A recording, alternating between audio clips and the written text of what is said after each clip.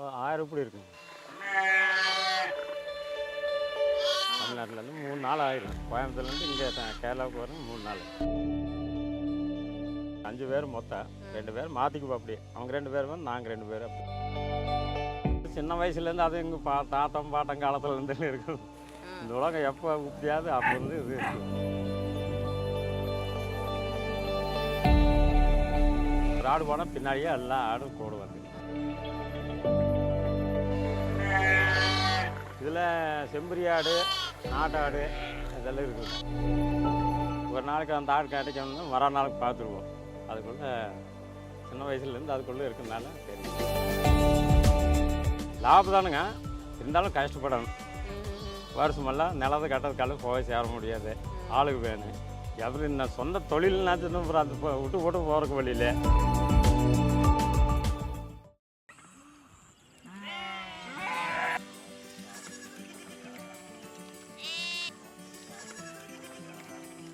ഒന്നും രണ്ടുമല്ല, 1000-ലധികം ആടുകളുമായി തമിഴ്നാടിന്റെ നാട്ടുവഴികൾ താണ്ടി പാലക്കാടൻ വയലുകളിൽ ഇവർ അലയുന്നു. ബാല്യവും കൗമാരവുമെല്ലാം ചെലവിട്ടത് ഈ ആടുകൾക്കൊപ്പം.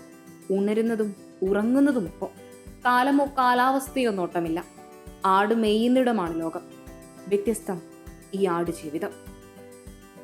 என் பேர் சந்திரன், ஊர் கோயம்புத்தூர். இங்கே வந்து ரெண்டு மாதத்துக்கு மேலே ஆயிடுச்சுங்க. வந்து இங்கே பட்டி போட்டு இங்கே நான் கண்டத்தில் சோறாக்கி சாப்பிட்டு இருப்போம்.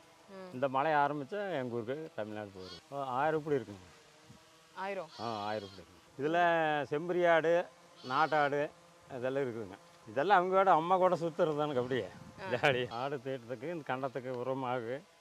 அதனால நாங்கள் வருஷமெல்லாம் இங்கே வருவோம். நாங்கள் அப்படியே ஆட்டிக்கிட்டே வர்றது தாங்க. தமிழ்நாட்டிலேருந்து 3 நாள் ஆயிருங்க. கோயம்புத்தூர்லேருந்து இங்கே கேரளாவுக்கு வரும் 3 நாள்.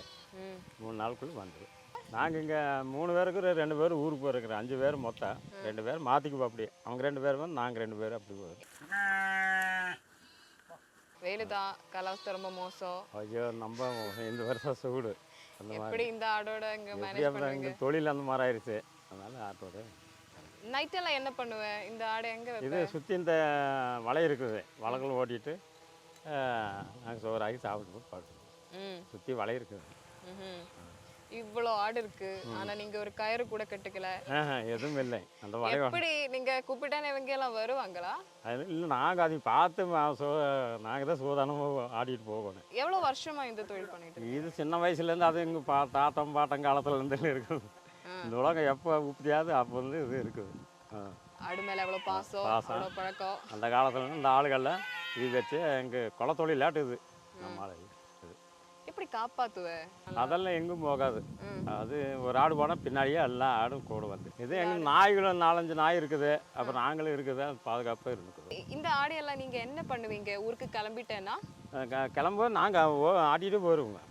ஆட்டிகிட்டு போனால் அப்புறம் அங்கே போனால் அங்கே விவசாய தோட்டத்துக்கெல்லாம் புறம் போட்டதுல இந்த ஆடுங்க இது போட்டால் எங்களுக்கு பைசா அவங்களே கொடுப்பாங்க. ஒரு நாளைக்கு 1000 ரூபா, 700, 800 அப்படி கொடுப்பாங்க.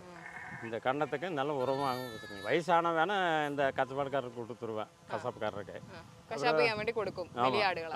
அப்போ சின்னதுக்கு இந்த 5 கிலோ 6 கிலோ வர குட்டிகளில் இந்த பாலக்காட்டுக்காரர் வந்து வாங்கிக்குவாங்க. இதோட ஓனர் நீங்கள் தானா? ஓனர் இருக்கிறாங்க. எங்களுக்கு கொஞ்சம் ஆடு சொந்த ஆடும் இருக்குது. அவங்ககிட்ட பணம் வாங்கிக்குவோம். 2 லட்சம் 3 லட்சம் வாங்கினா அதுக்கு வட்டி இல்லை. அந்த வட்டிக்கு நாங்கள் ஆடு மேய்ச்சோம். அப்புறம் கொஞ்சம் அந்த எங்களுக்கு குட்டி விற்கும்போது ஓனருக்கு கணக்கு ஆடு கூட தானே தங்கிட்டு இருக்கீங்க? ஆமாங்க, ஆடு கூட சாப்பிட்றதுக்கு வயல் வருவேன். ஆனால் தண்ணி எல்லாம் எப்படி கொடுப்பேன்? தண்ணி இந்த குளம் இருக்குது இல்லைங்க, ஆற்றுல போய் காட்டிக்குவோம். அப்புறம் குளம் இருக்குல்ல, ஒரு இடத்துல குளத்தில் தண்ணி இருக்குது, அங்கே காட்டிக்குவோம். தெரியுமா ஏது ஆடு மிஸ் ஆயிடுச்சு? அதெல்லாம் தெரியுங்க. அதுக்குள்ளே இருக்கிறதாச்சு. ஒரு நாளைக்கு அந்த ஆடு கிடைக்கணும்னா வர நாளுக்கு பார்த்துருவோம். அதுக்குள்ளே சின்ன வயசுலேருந்து அதுக்குள்ளே இருக்கிறதுனால தெரியும். லாபம் தானுங்க, இருந்தாலும் கஷ்டப்படணும். வருஷமெல்லாம் நிலத்தை கட்டதுக்கால போய் சேர முடியாது. ஆளுக்கு வேணும். எப்படி நான் சொந்த தொழில்னாச்சும் அது விட்டு போட்டு போகிறக்கு வழியில். அதனால் நாங்கள் இதே தான் எங்களுக்கு தொழில்னு மாதிரி இது ஆட்டோடைய நாங்கள் அறிந்த தொழிலாக செய்து கொண்டு போகணும். ஆமாங்க. பெருசாக லாபம் எதுவும் கிடைக்காது. பெருசாக லாபம் இல்லை. அது எதோ நாங்கள் இருக்கிற வரைக்கும் அது நாங்களும் அதை பார்த்துட்டு வந்துட்டு சுத்தம்.